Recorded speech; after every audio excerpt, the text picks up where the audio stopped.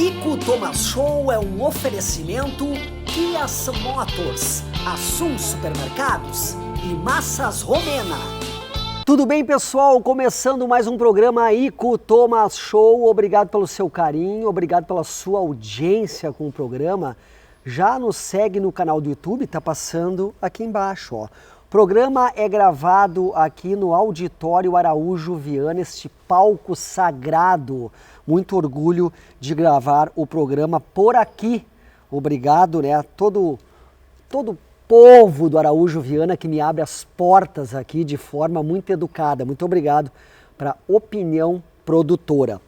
O assunto de hoje, entrevisto um amigo e um cara que eu sou muito fã em diversas áreas da sua vida, tá? Já vou chamar aqui o Dr. Ruben Lang, que está aqui ao meu lado, que é cirurgião plástico. Obrigado, uma honra estar contigo, sempre um prazer quando a gente se encontra, É verdade. Sempre muito bom. E que bom que são mais de uma área, né? Então fico lisonjeado aí. Olha aqui, ó, como cirurgião plástico, maravilhoso. Como pai de família, um sujeito exemplar. Eu quero mandar aqui no início do programa um abraço para toda a tua família, para a Roberta, tua esposa, para as tuas filhas. E sempre quando eu te vejo, um super pai, um cara engajado, trabalha pra caramba e tem tempo sempre de estar com a família e um cara correto. Tu é realmente um exemplo para mim. E uma vez eu escutei de um amigo que o sujeito que tem filha ou filhas, isso é realmente uma bênção, é merecimento. Olha só que coisa interessante e forte isso, porque ter filho e mulher não é para qualquer um, foi o que me falaram aí. E tu tem duas, parabéns! Obrigado, eu me sinto super feliz de ter as meninas. A gente não fez essa questão de escolher menino ou menina, foi tudo acontecendo. A primeira, a Luísa, foi uma grata surpresa e aí vamos ter outros, sim. Aí a gente deixou acontecer, veio a Florença. Então são duas meninas que têm características que são semelhantes, outras que são bem diferentes, que dá o tempero à família e a alegria, né? Então é realmente uma honra. Quem é pai sabe o quanto isso é bacana e gratificante. É uma maravilha, é uma benção. Parabéns pela tua família, eu sou muito fã de vocês todos. Obrigado. A mais recente vez que conversei com meu amigo Ruben foi em Punta del Este, uma entrevistando, né? Porque todo verão gravamos o Ico Thomas Show em Punta. E na mais recente vez nos encontramos no aniversário de amigos por lá. Tu moraste também em Punta del Este. O Uruguai é maravilhoso. Claro, o Brasil, amamos o Brasil, mas deve ter sido uma experiência bem interessante, né? Morar com a família toda no Uruguai. O que tu achou? Foi ótimo. Nós começamos com uma experiência para ser de um ano, com as minhas filhas que queriam estudar, enfim, conhecer. A gente foi fazer essa experiência num colégio, numa escola bilíngue. International College, que é um colégio excelente lá. O IC, maravilhoso. O IC, tu conheces, é uma escola de primeira linha. E aí a gente foi fazer a experiência de um ano, as meninas adoraram. E partimos para o segundo ano, terceiro, quarto, quinto ano, ficamos 5 anos. A gente mudou a questão de, voltamos para o Brasil em virtude da correria, porque eu trabalhava aqui de segunda até quinta noite e passava todos os finais de semana em Punta del Este, lá com a família. Então era uma odisseia, né, semanal, e não faltei nenhuma vez de ir, né, e sempre era uma renovação estar lá, e então chegava, mesmo depois de uma semana atribulada, eu chegava lá e carregava as energias com aquela luz, né, aquele sol lá que... A luminosidade é incrível do Uruguai, né? O céu azul, ali. Aquela bandeira não é à toa que tem aquela diagramação, né, aquele céu azul, super azul, e uma energia assim maravilhosa, né? Então, quem conhece sabe o que a gente está falando. O povo gaúcho é muito elogiado, né, por ser um povo muito bonito, né? Essa miscigenação cultural, com certeza, traz isso para o nosso estado. Mas muito também vem pelas mãos do meu amigo Ruben. Muitas pessoas lindas que vocês veem circulando por aqui tem essas mãos, amigos, né? Ele toca, vira ouro realmente. Eu acompanho o teu trabalho há muito tempo e acho assim realmente incrível tudo que tu consegue fazer. Eu acho realmente maravilhoso. Como surgiu a medicina e a cirurgia plástica na tua vida, Ruben? Pois então, sou neto e filho de médicos, né? Isso aí. E eu sempre gostei dessa questão de hospital, meu pai tinha um hospital no interior e tudo. Às vezes eu brincava, saía da escola, cidade pequena, eu conseguia... Qual cidade? Santo Ângelo. Ah, sim, claro. E eu saía da escola, às vezes minha mãe me levava até o hospital, eu ficava brincando lá no pátio do hospital, com primos e tudo. Então eu vivia aquele ambiente, assim, claro que não lá dentro do hospital, mas no pátio então eu via ambulância, via função, via gente caminhando, convalescendo, e eu sempre gostei muito. Por outro lado, eu sempre gostei muito de arte, desenhar e tudo. Eu sempre gostei de arte. E aí eu acho que quando eu me direcionei para a medicina, sempre teve uma questão de vocação de forma, assim, com a questão plástica, assim, né? Então eu acabei me direcionando para a cirurgia plástica, que eu adoro operar, gosto muito, é uma profissão que me dá muita satisfação, muitas alegrias. E aí então foi assim que a coisa foi desenrolando, né? Mas sempre gostei muito da questão da arte, já fui, no passado eu já expus em Paris, eu pintava, agora não tem tempo. Olha que legal isso. Eu fui convidado e participei dessa exposição em Paris, daí eu fui convidado pela a esposa do embaixador da Grã-Bretanha para participar de uma exposição na Inglaterra, mas eu comentei com ela, eu sou médico, eu não tenho esse tempo assim de me dedicar à arte e tudo, e eu fiz a bobagem de não aceitar esse convite. E aliás, a segunda bobagem foi que depois da exposição queriam comprar minhas telas que eu levei para essa exposição, para essa mostra, e eu dei uma de gaúcho, né? Eu disse assim, não, me apeguei, eu nunca expus, ainda mais no exterior, eu não vou vender minhas duas obras, já estavam vendidas. E aí eu cometi essa heresia, digamos assim, na qual o Marchand lá da galeria ficou indignado comigo. Eu disse, não, mas não repare, minha primeira vez eu me apeguei, e aí tudo se resolveu. E essas obras estão onde? Eu tenho elas guardadas, em alguma ocasião tu vais conhecê-las. Com certeza. E eu gosto, então quando dá tempo eu dou uma sinalizada, vou fazer uns desenhos, minhas filhas pedem, eu dou uma desenhada, faço uma ilustração e tudo, mas eu acho que daí que surgiu esse link com a cirurgia plástica, né? É um dom isso, né? Ou tu acha que se aprende a pintar? Eu sempre achei que é um dom que nasce com a pessoa, tu pode aprimorar, mas nasce, né? Eu acho que nasce, como talvez jogar futebol, enfim, aptidões, mas a gente pode melhorar. Às vezes a pessoa acha que não tem aptidão, mas não começa a fazer as aulas de pintura como eu fazia, e aí aquilo vai estimulando, é uma retroalimentação. Então quanto mais faz, mais gosta. Então às vezes a pessoa acha que não tem dom ou não tem, enfim, facilidade para uma determinada ação, para alguma determinada atividade, mas acho que a pessoa tem que tentar, acho que sempre tentar. Muitos talentos, eu não estou me colocando nesse grupo, mas muita gente se descobriram talentos a partir de coisas inusitadas, assim, inimagináveis. A pessoa diz, olha, fui lá fazer aquela atividade e depois descobri que eu tinha facilidade. Então acho que tudo que, digamos assim, sinaliza assim na nossa mente, assim, são pequenos insights, acho que a pessoa tem que aproveitar e ir atrás para ver, ou a aptidão musical e tudo, né? Enfim, essas coisas. Eu não sabia desse teu lado artista de pintar, gostei muito de saber, e as obras maravilhosas, parabéns. Obrigado. Rubem, cirurgia plástica. Há quanto tempo os homens estão procurando mais isso? Porque a gente nota que cada vez mais os homens estão se cuidando. Eu gosto de me cuidar, tenho vários amigos, mas isso não era assim antigamente, né? Essa questão dos homens procurarem a cirurgia plástica é um crescente. Isso é um dado, assim, não meu, mas um dado da Sociedade Brasileira de Cirurgia Plástica, quando eles compilam esses dados, que cada vez mais os homens estão procurando a cirurgia. Não é algo exclusivo do público feminino. E a gente sabe que a questão de fazer uma cirurgia é interessante, às vezes, até para a questão do mercado do trabalho. A pessoa está com uma aparência descansada, porque às vezes a pessoa tem, por exemplo, um excesso de pele nas pálpebras que incomoda. A pessoa tem um astral bom, a pessoa é dinâmica, trabalha bastante, mas às vezes tem uma característica até familiar de ter bastante pele na pálpebra. Então tem que buscar, tem que corrigir. Às vezes a pessoa tem uma gordura localizada, às vezes acontece. Eu vou para academia, Rubem, treino e tenho gordurinha aqui, tem uma gordurinha que não marca meu abdominal.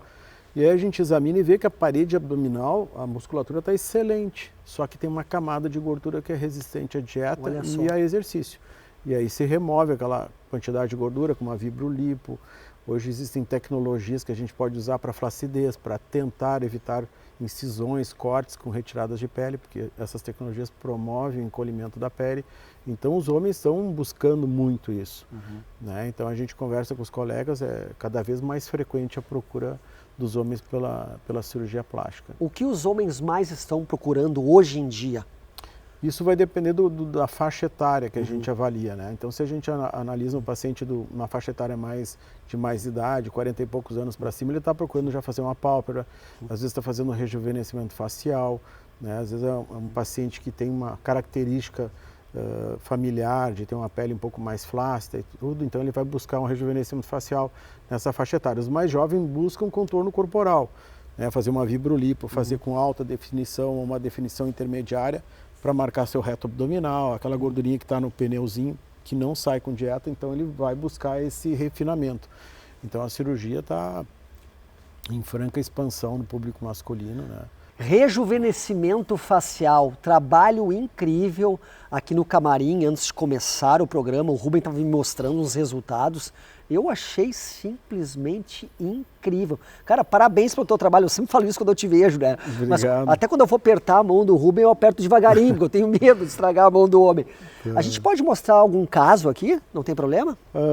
A gente tem alguns pacientes que postam seus resultados, enfim, a gente faz a repostagem desses resultados. Então, alguns pacientes permitem, né, essa exposição, digamos assim. Então, eu vou mostrar um caso de uma paciente que com 40 e poucos anos, 47 anos, já estava com flacidez na face. É uma menina? É uma paciente jovem, 47 anos, e bonita, sempre foi bonita, mas o tempo acabou incidindo ali, gerando flacidez na região do terço médio, no pescoço, e ela resolveu fazer. Tá passando aí então, vai estar passando. Isso. Pode falar. Então a gente vê que ela fez aí, é uma paciente que tem uma face bonita, tudo, mas já tinha sinais do tempo, né? Esse cansaço ali, então por isso que eu abordei o terço médio, que é a região da bochecha, que forma aquele bigode chinês, o bordo da mandíbula com um apagamento já, que às vezes os dermatos chamam de derretimento, né, da face.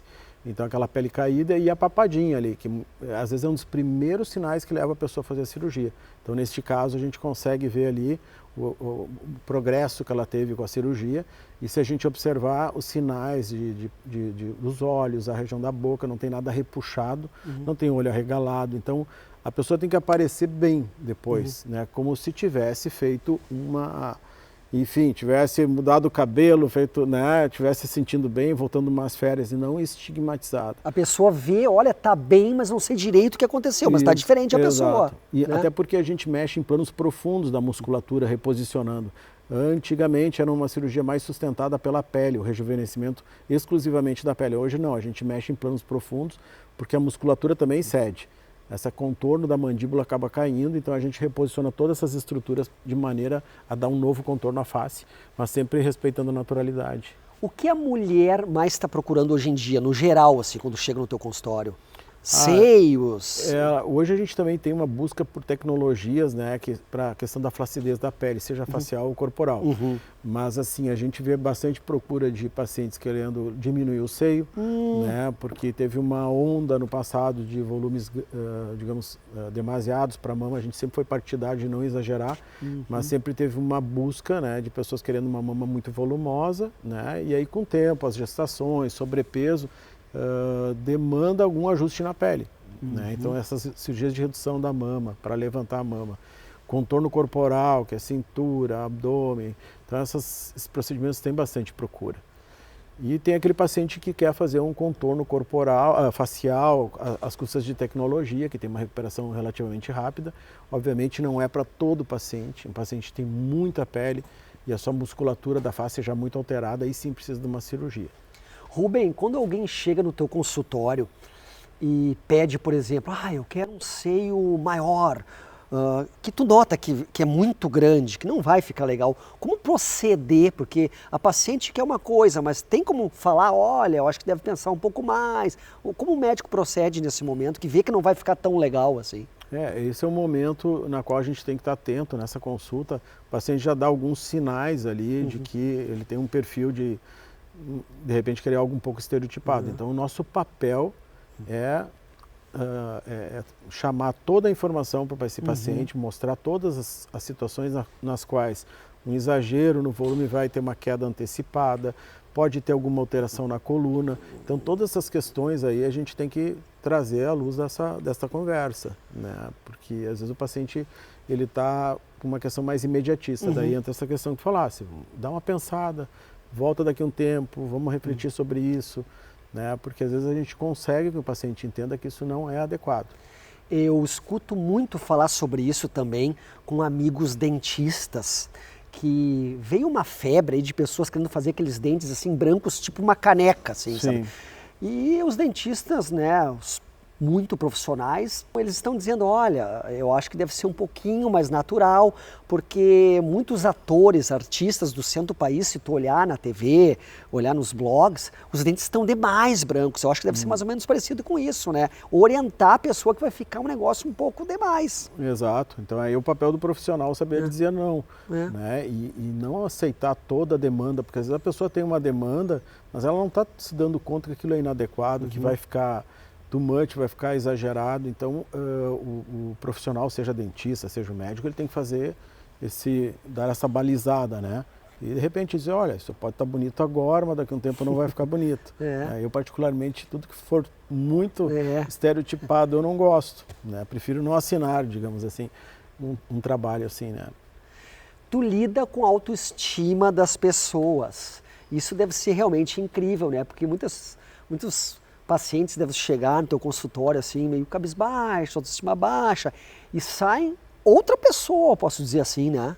Sim, o que acontece? Existe um processo entre o paciente fazer a sua cirurgia e começar a desfrutar do seu resultado. Então, conforme a região que é feito esse procedimento, por exemplo, a face tem uma particularidade, ela incha muito, mas também desincha rápido.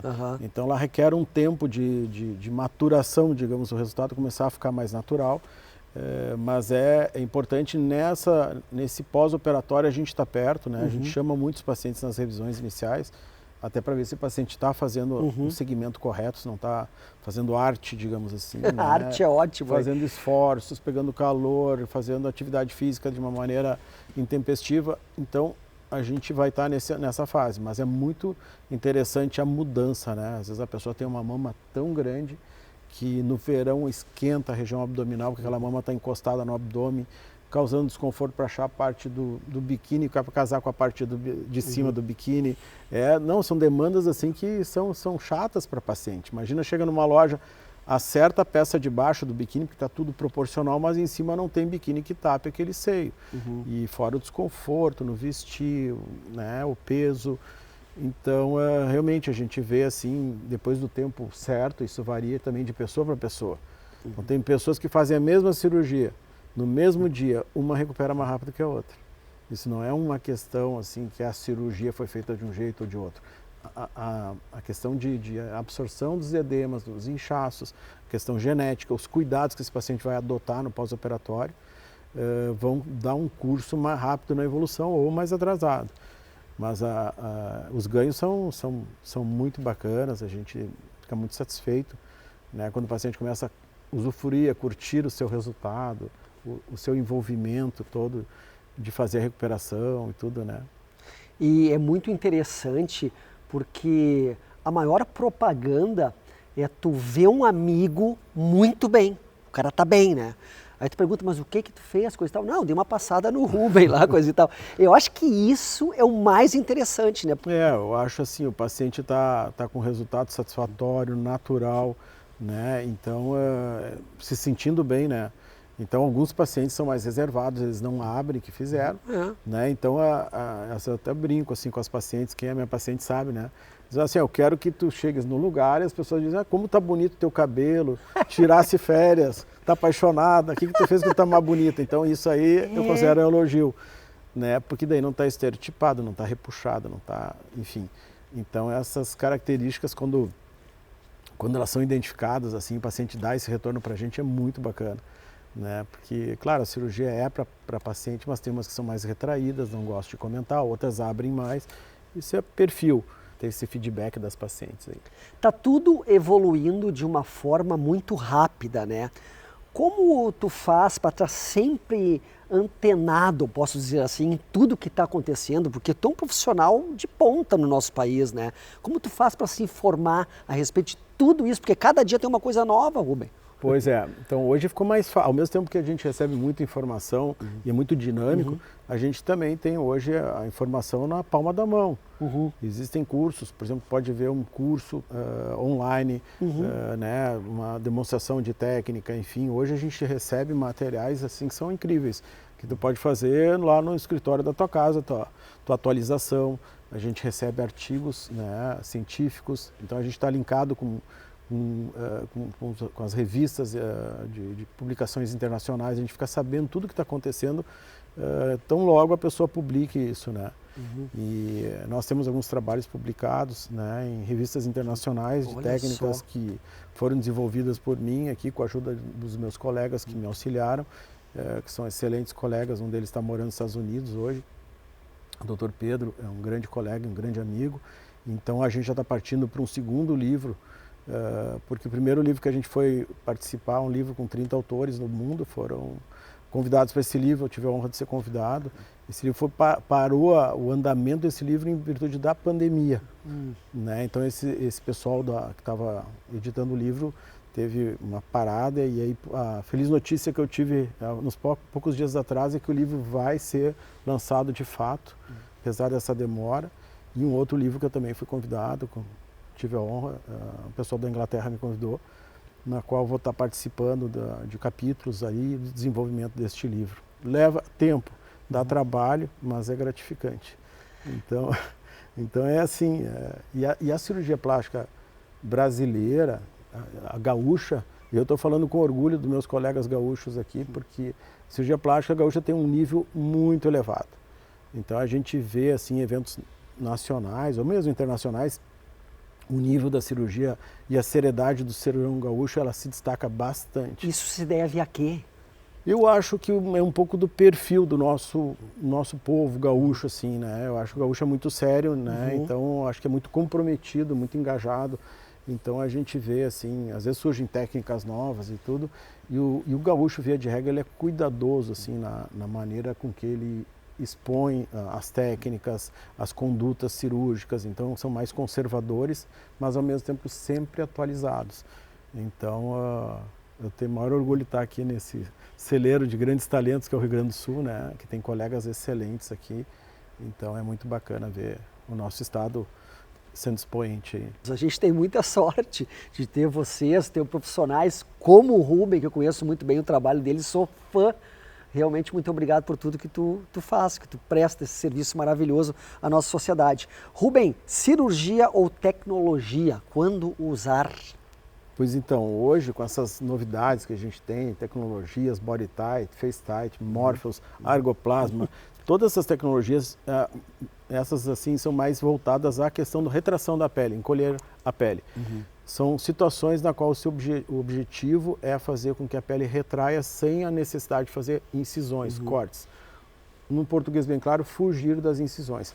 Claro que isso aí desperta um interesse gigantesco das pacientes e isso traz pacientes com demandas que não são para a tecnologia. Por exemplo, o paciente chega lá com muita flacidez na face.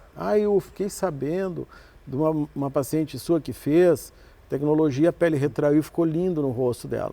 Daí a gente examina, diz, olha, seu caso já é mais cirúrgico, né? A tecnologia ela tem seus limites, né? Ela não é assim tão mágica, então ela funciona muito bem quando bem indicada. Sensacional então, isso. Então é saber dosar, fazer o diagnóstico, ter o ponto de virada na qual a gente passa a converter esse paciente mais para um paciente cirúrgico, porque ele não tem pele para receber tecnologia, já passou o tempo, já passou o momento de se usar a tecnologia. Mas é interessante, aquele paciente que no passado, vamos imaginar uma cirurgia de face de novo, que ele chegava no consultório, ele estava com a face bonita, tinha um pouco de flacidez, mas também não queria para uma cirurgia maior. Então, naquele paciente, a gente ficava meio no limbo, assim, faziam tratamentos com os preenchedores, com ácido hialurônico, com bioestimuladores, com toxina botulínica, mas ficava meio com uma entrega meio reduzida, assim, sem tanto êxito. Com as tecnologias, por exemplo, o Morpheus que se faz na face, a gente consegue postergar uma cirurgia, muitas vezes, no paciente que no passado ficava sem um suporte. Então, a gente atende bem esse paciente e ele vai estar fazendo essa cirurgia mais lá adiante daí. Algumas amigas reclamam que já passaram dos 40, fazem academia, alimentação saudável, mas se incomodam um pouquinho ali com a flacidez dessa região aqui da barriga. Isso é complicado de fazer, é tranquilo? Esse paciente ele pode ser candidato ao uso de uma tecnologia. Obviamente a gente tem que entender que existe uma entrega X, né? A gente não pode apostar que uma tecnologia vai pegar um abdômen que a gente chama de avental, aquele abdômen pendurado, e vai fazer ele retrair como uma paciente que nunca teve gestações nem nada, então a gente não pode criar essa expectativa alta. Mas se está mais ou menos tranquilo assim, tem como consegue se manejar bem com o resultado, na qual vai ter uma retração e vai estar também, de novo, vai estar empurrando uma cirurgia com retirada de pele, talvez até não haja necessidade de fazer. Pode-se fazer uma outra sessão de tecnologia complementar, dali a alguns meses, anos, e atingir um resultado bem satisfatório. Sensacional, pessoal, esse meu amigo, Dr. Rubem Lang, um dos maiores cirurgiões deste país. Eu tenho muito orgulho de dizer que tu é meu amigo, sou fã, já te falei, do teu trabalho, de ti como pai de família, sou realmente um fã, assim, em várias áreas do Rubem. Quase encerrando o programa, eu queria saber de ti o seguinte, cirurgia plástica e verão, hein? Tem alguma época que é melhor de fazer no inverno? Muitas pessoas falam, mas no inverno é melhor, porque o verão pega sol, coisa e tal. Pergunta bem de leigo, tá? Mas preciso entender isso. Essa pergunta é super recorrente, né? Nós vamos imaginar a seguinte situação, vamos nos teletransportar para Fortaleza. Nem não precisa ser tão alto. Vamos ali para Vitória, Rio de Janeiro. Nordeste, que não tem um inverno, né? Não é tão definido, não é frio, enfim. E as pessoas não têm essa opção de escolher o inverno para fazer, vou fazer no inverno. Então, o que mais importa, assim, numa recuperação, a meu ver, é o paciente conseguir parar. A gente tem um período ali em janeiro que a gente opera, tem bastante cirurgias em janeiro, que são pessoas que abrem mão um pouco das suas férias ali para fazer uma recuperação. Então, pega o pessoal do judiciário, pega o pessoal que é professor, colegas querem fazer cirurgia, aproveita que tem uma demanda um pouco mais reduzida, e aí fazer sua cirurgia no verão, mas vão abrir mão de uns 30 dias, 40 dias do sol. Então tem muita gente que sacrifica, porque aquele é o melhor momento de operar, onde ela consegue parar.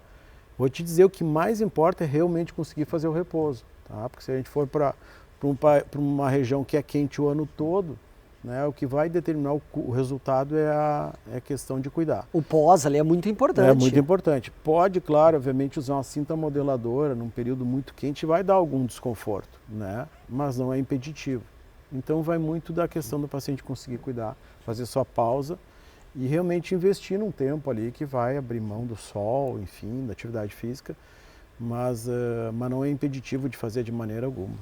Como é o teu dia a dia, Rubem? Assim, tu acorda com o horário, vai dormir com o horário, faz quantos procedimentos por dia? Eu tenho curiosidade nisso aí. Eu sou bem regrado, tenho bastante rotina na minha vida, então eu acordo cedo. Desde pequeno eu acordo cedo. Eu morava no interior, acordava no domingo super cedo, 7 horas, 6h30, eu pegava meu cachorro e ia sair na rua. Eu adorava, porque não tinha ninguém na rua. Então eu corria com meu cachorro no meio da via, assim, com a maior tranquilidade. Mas é uma característica, eu acordo cedo, mas para isso eu durmo cedo. Também existe uma equação aí, não adianta a gente acordar cedo e dormir tarde. Estamos falando do quê? Qual horário? 9h30 eu vou já desacelerando. Uma das coisas que eu tiro já do meu circuito é o celular, porque aquela luz do celular estimula muito, né? Daqui a pouco tu vai dizer, vou ver, só dar uma olhadinha aqui numa notícia, alguma coisa. Quando vê, 1 hora passou. Passa rápido, e aquilo te excita, agita teu cérebro, e daí eu acho que compromete o sono. Então já tenho rotina de desacelerar com o eletrônico, né? E vou dormir cedo, né? Eu procuro não jantar tarde, a gente tem lá, a Roberta tem rotina a gente janta muito cedo, né, com as meninas e tudo, então isso aí vai desacelerando, vai normatizando ali que agora é a hora de desacelerar. 6h30, 7 horas. 7 e pouco a gente está jantando. É isso aí. Então é bom, porque ainda fica um tempo ali do convívio familiar, no qual a gente conversa ali, vê alguma coisa. Como nos Estados Unidos, né? Isso acontece bastante. O pessoal, né? inclusive, sai, né, dos Estados Unidos do trabalho, sai para jantam super cedo. Sim. E aí eu acho que vale muito a pena. Um adendo só rapidinho, uma história muito divertida. Eu morei em Nova York em 2012. Cheguei lá, combinei um jantar com os amigos Eles combinaram 7 horas. Eu cheguei, né, bem brasileiro, cheguei lá 8. Quando eu cheguei lá, eles me chamavam só de Thomas lá, porque Ico é Aiko, então fica aí gozado, é Thomas. Cheguei lá, Thomas, a gente já tá pedindo a checa, que é conta, cara. Deu, acabou. E eu, nossa. Aí eu comecei a ver, não, o pessoal janta cedo e deu. Jantei sozinho aquele dia, o restaurante fechando já. Sim. Estados Unidos é assim. E é saudável. saudável. É saudável. No outro dia tá bem para cumprir suas ações, atividades, trabalho, crianças no seu estudo. Então criar essa disciplina então foi fundamental. Mas eu já venho fazendo isso há anos, eu e a Roberta já temos essa rotina, então é muito bom. E aí a gente tem ritmo, né? Tem dias que é exclusivamente bloco, mas quase todos os dias a gente tem cirurgia pela manhã e tem consultório à tarde. Tem um dia que é na terça-feira que eu fico numa imersão, é bloco cirúrgico, eu não atendo consultas naquele dia. Então eu chego lá, tomo café da manhã lá no Blank, aliás, um café maravilhoso. Maravilhoso, aqui. hein? A equipe ali do Blank é nota 10, faz depois tem o nosso almoço. E então foi um divisor de águas também o Blank aqui no Sul, porque realmente eles nos acolheram, eles trabalham muito na qualidade de vida do profissional que tá ali engajado. Então a gente come super bem, né? Então toma café da manhã gostoso, almoça, se tiver que jantar, tem o jantar também. Legal. Tu atende São Paulo lá também, né? Retomei São Paulo, porque com essa questão do Uruguai eu acabei desacelerando São Paulo, porque ficava inviável. Né? Então agora eu retomei, agora há poucos dias nós operamos uma paciente que veio do exterior, ela deve estar voltando agora. E mais outra paciente que daqui a um tempo eu também vou estar atendendo, então a gente está organizando. Também operei lá no Blank, lá excelente, o Blank de São Paulo, então é muito bem acolhido, né, também lá. Parabéns pelo teu trabalho, hein, Rubem? Deixa eu te apertar a mão devagar desse homem aqui, pelo amor de Deus. Obrigado, Ico. Muito obrigado pela tua participação aqui. Prazer. Né? Vamos combinar aquele jantar com aquele vinho maravilhoso que tu comentaste ali no camarim, com certeza. E, novamente, mandar um abraço para toda a tua família, que eu sou muito fã de vocês todos, tá? Nós também, somos teus fãs. Muito obrigado, muito obrigado. Voltamos então com o Ico Thomas Show na semana que vem. Obrigado pelo carinho, até mais e juízo. Ico Thomas Show é um oferecimento Kia Motors, Assum Supermercados e Massas Romena.